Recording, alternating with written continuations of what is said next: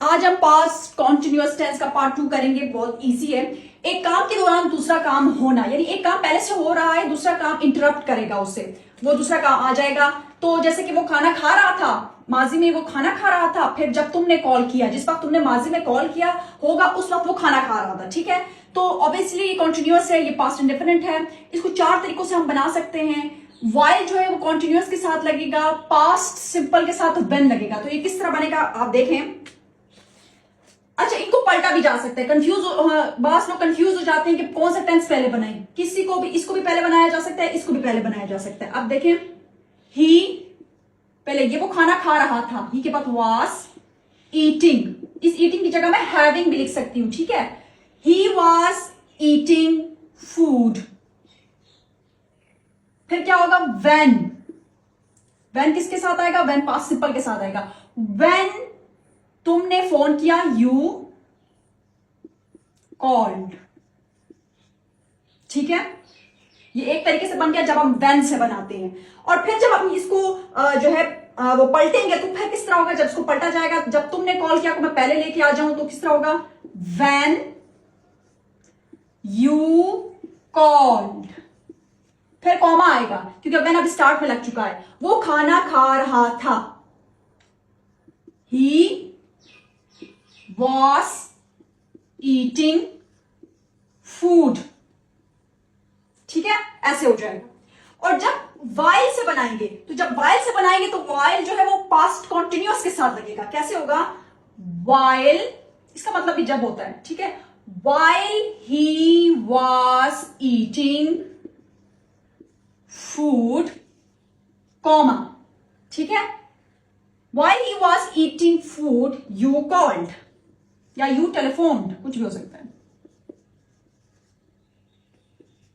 और फोर्थ है जब इसको पहले लिख लें, यू कॉल्ड।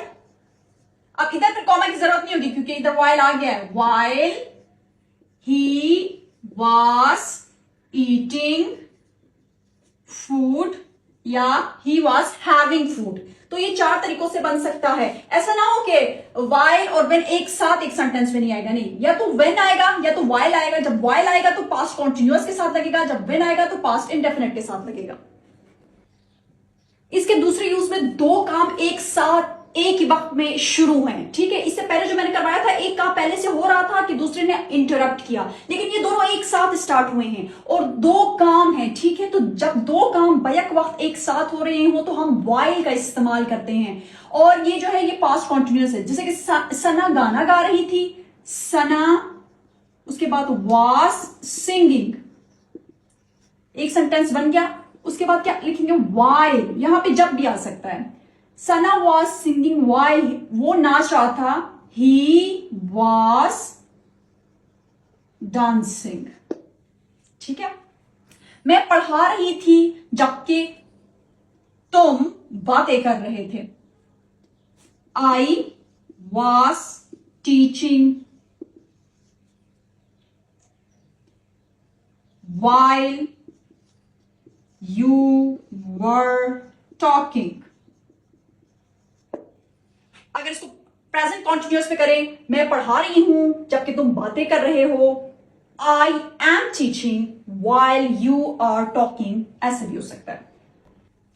ओके, इसका ये जो यूज है थर्ड, माजी में बार बार होता था एक काम, जुमले के आखिर में करता रहता था। अब आप कंफ्यूज हो सकते हैं कि करता रहता था ये तो आदत के लिए इस्तेमाल होता है। देखिए, वुड, यूज टू और इस टेंस को पास्ट इंडेफिनिट, पास्ट कंटिन्यूअस, इन चारों से हम बना सकते हैं, लेकिन बात पास्ट की ही हो रही है। लेकिन थोड़ा सा इसमें हमारे जो है ना इस जुमले के पीछे का मतलब छुपा है। अगर मैं इसको, और जुमले में ऑलवेज और फॉरएवर जैसे अल्फाज भी आते हैं, जैसे कि वो हमेशा आपके बारे में बातें करता रहता था, तो इसको जब मैं प्रेजेंट पास्ट कॉन्टिन्यूअस से बनाती हूं तो किस तरह होता है, ही was के बाद always। ठीक है, he was always talking about you।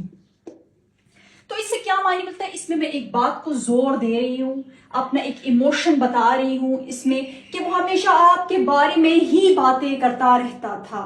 और जरूरी नहीं है कि वो अब ना करता हो, शायद वो अब भी करता हो, और ये भी जरूरी नहीं है कि शायद रोजाना एक आदतन रिपीटेड हो, बस जब भी शायद उससे मिलता हो वो क्या है, वो इसके बारे में ही बोलता रहता हो। और जब मैं इसको पास्ट इंडेफिनिट से बनाती हूं, ही ऑलवेज टॉक्ड अबाउट यू, ठीक है, तो ये माजी का एक जस्ट एक एक्शन बता रही हूं कि वो आपके बारे में बात करता था, यहां पे ये मायने होगा। और जब ये यूज्ड टू से बनेगा, ही ऑलवेज यूज्ड टू, अब ये यूज्ड टू आ गया तो इसके बाद क्या आएगा, वर्ब की फर्स्ट फॉर्म आएगी, he always used to talk about you.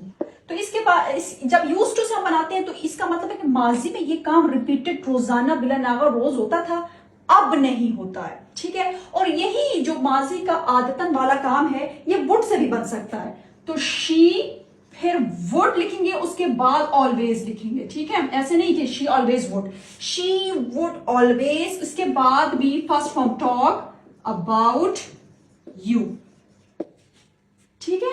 तो ये जो है यही टेंस जो है कॉन्टिन्यूअस पास्ट इंडेफिनिट, और इनसे भी बन सकता है, बस इस जुमले के पीछे आपका एक मायने छुपा है, अगर वो मायने है आपके जहन में है तो बस उस मायने के लिहाज से इसको इंग्लिश में ट्रांसलेट किया जा सकता है।